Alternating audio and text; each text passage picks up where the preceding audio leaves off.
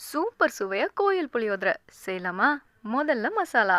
மசாலாக்கு 1/2 teaspoon மிளகு, 1/2 teaspoon மல்லி, 1/2 teaspoon சீரகம், 1/2 டீஸ்பூன் கடுகு, 1/2 டீஸ்பூன் எள்ளு, 1/4 டீஸ்பூன் வெந்தயம், 1 டீஸ்பூன் கடலைப்பருப்பு, 1 டீஸ்பூன் உளுத்தம் பருப்பு. இதெல்லாம் நல்லா வறுத்துட்டு ஒரு 2 காஞ்ச மிளகாய், கொஞ்சம் கருவேப்பிலையும் சேர்த்து நல்லா வறுத்துட்டு மிக்ஸி ஜாருக்கு மாற்றி பொடி பண்ணிக்கணும். அடுத்ததாக கடாயில் தேவையான அளவு நல்லெண்ணெய் விட்டு நிலக்கடலையும் முந்திரி பருப்பையும் வறுத்தெடுத்து 4 கப் சாதத்தோடு சேர்த்து கலந்து விட்டுறணும். புளி காய்ச்சலுக்கு அதே நல்லெண்ணெயில் கடுகு, கடலைப்பருப்பு, உளுத்தம் பருப்பு சேர்த்து கடுகு வெடிச்சதும் கொஞ்சம் கருவேப்பிலையும் 2 காஞ்ச மிளகாயும் சேர்த்து நல்லா வதக்கி பெருங்காயத்தூளில் கொஞ்சமாக தண்ணி விட்டு கலக்கி அதையும் சேர்த்து 1 கப் புளி தண்ணி, தேவையான அளவு மிளகாத்தூள், இது கொஞ்சம் கெட்டியானதும் அரைச்சி வச்சிருக்கிற பொடியில் பாதி, தேவையான அளவு உப்பு இதெல்லாம் சேர்த்து எண்ணெய் பிரிகிற வரைக்கும் வதக்கி ரெடி பண்ணி வச்சிருக்கிற சாதத்தில் மிச்சம் இருக்கிற பொடியையும் புளி காய்ச்சலையும் சேர்த்து கலந்து விட்டிங்கன்னா செம்ம டேஸ்டான கோயில் புளியோதரை ரெடி.